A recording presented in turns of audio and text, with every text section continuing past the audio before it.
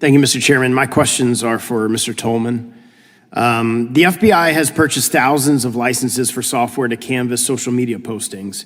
In April of 2021, FBI agents mistakenly raided the home of an Alaska couple in search of Nancy Pelosi's laptop from January 6th. This raid was partially because of bad or misleading information that they garnered from social media postings. Beyond the obvious privacy implications related to mass collection of online data, does the practice also lead to sloppy law enforcement and mistaken identities?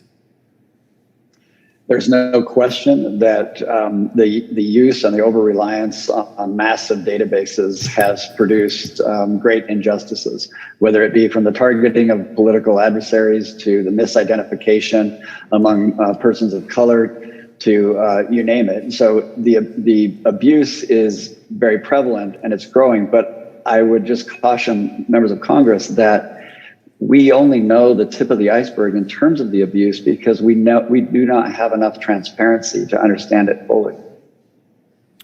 Well, and kind of along those lines, it's been widely reported that January 6 defendants have received increased sentences and harsher treatment based on the political views that they expressed on social media posts. They aren't being punished for just their actions, but also for the beliefs that they held. Some have even been subject to increased sentences for daring to question the legitimacy of the 2020 election. Presumably, some or many of these posts were found through social media canvassing programs discussed in this hearing. Does this level of government surveillance open the door to government persecution based on ideology? And Mr. Fitzgerald kind of hit on some of the FISA issues you saw in the Russia collusion hoax that we dealt with. If you could comment on that. There is a great potential when utilizing all of the data points that are now being collected to actually work in reverse than what we think a traditional investigation would be. And that is to analyze the evidence and then pursue a particular target. Instead, what is happening is a target is identified and then they reverse engineer the evidence that is necessary to justify their investigation. That's a problem, no matter who's in power. It is a problem for abuse. And I just want to, in the time that I have remaining, just kind of get your opinion generally on the Patriot Act, and I'll kind of set it up with a couple of examples. There's specific reasons why Democratic members of Congress and Speaker Pelosi herself have called Republican members of Congress domestic terrorists. And the reason for that is they then can use the Patriot Act to surveil on people that are deemed domestic terrorists.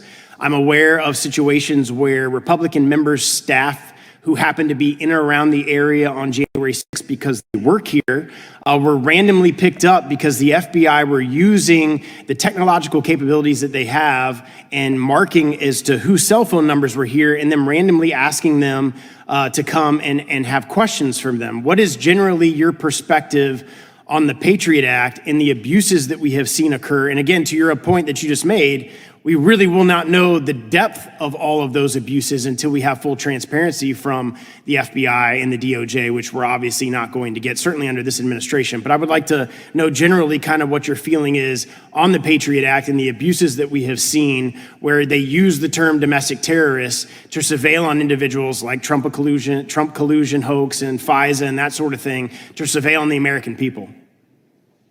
Well, there's no question that when the Patriot Act was passed and reauthorized in 2005, representation from Department of Justice and the FBI was that it would not reach and extend to citizens of the United States. That was with respect to most of its provisions, especially those that we hear so much about.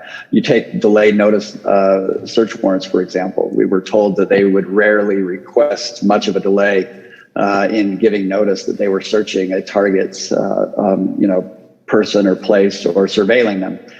We learned later through the Inspector General that was not the case, that Congress had been misrepresented to on its use. That abuse, I'm certain, has not stopped.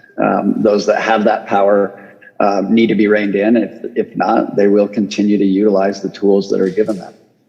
Well, and to your point, we're never going to know until there's transparency and documents, and the DOJ and the FBI are going to hide behind ongoing investigation or that type of thing to not give Congress the answers of what's really going on in these investigations. So absolutely, Congress needs to act as it relates to all of these programs and the surveillance and all of these things related to this. So I want to thank all the witnesses for their time here today.